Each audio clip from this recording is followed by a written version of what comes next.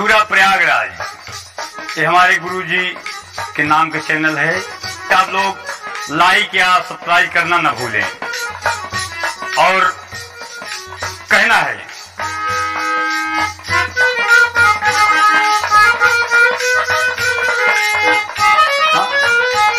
हर नबी कलमा पढ़वाले नी हो ओहर गीता कन्हैया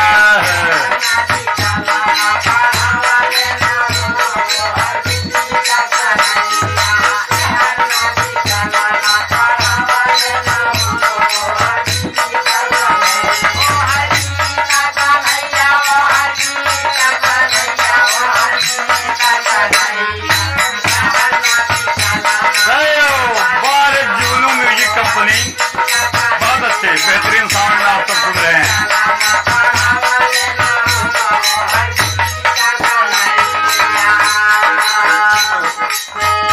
हाँ अमीना के सिकम से नबी जी बताई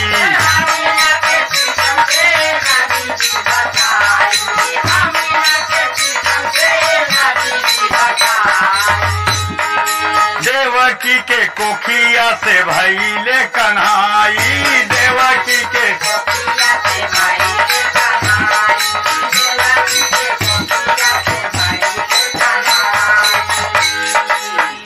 हाँ दुनिया में तसरी फलवाले नी हो ओहर गीता कन्हैया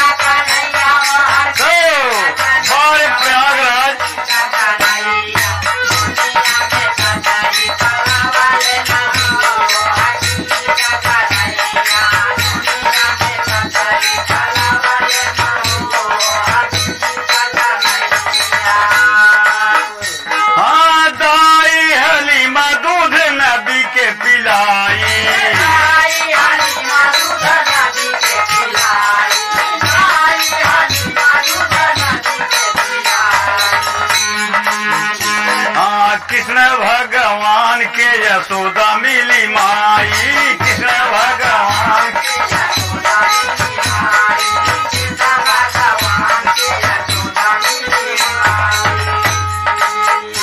हाँ परवरिश परवरिश हे परवरिश पर घर पवलनी हो ओहर गीता कन्हैया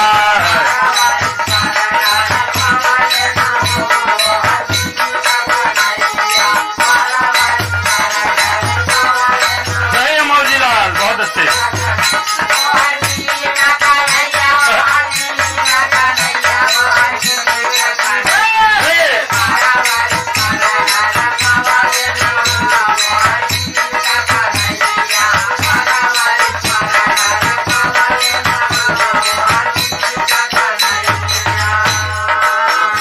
देखिए इसमें दोनों मजहब की बात है बाबूजी।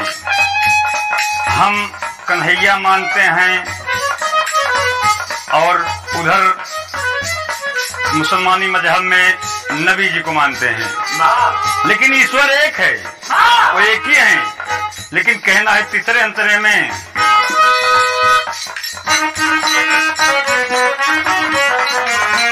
हाँ मक्का के छोड़ी नबी गईले मदीना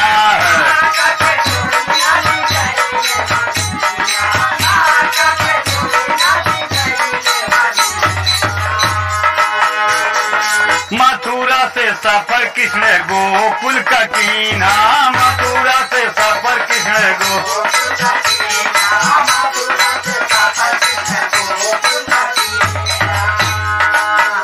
हाँ मजहब धर्म सिखवाले नी हो ओहर गीता कन्हैया हमारे प्रयागराज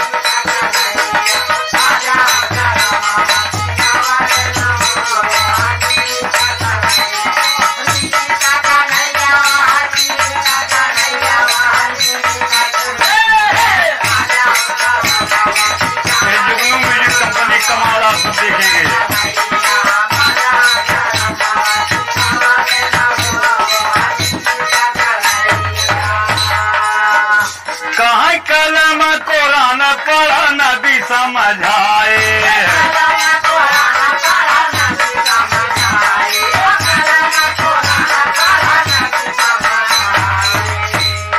गीता कैसे लोक कृष्ण बतलाए, गीता कैसे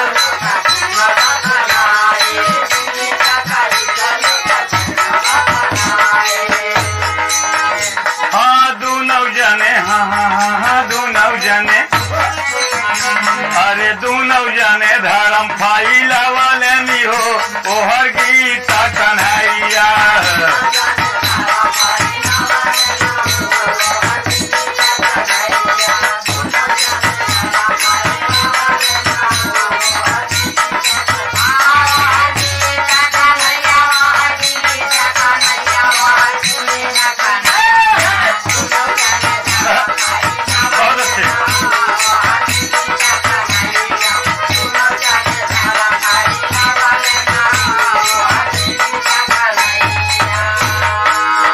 अगला और आखिरी प्रमाण, गायक कलाकार गुरु घराने से परिचय देते हुए बाबू जी, आप सब हमारे गुरु जी के लेखनी कमाल देख रहे हैं और सुनेंगे तो यकीनन दोस्त बहुत आप लोग को मनोरंजन मिलेगा और समझदारी भी मिलेगी।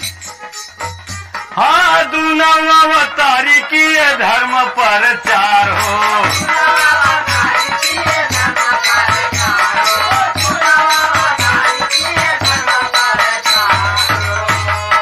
स्वर्ग से बताई रहे हैदर राम आधार हो, स्वर्ग से बताई रहे।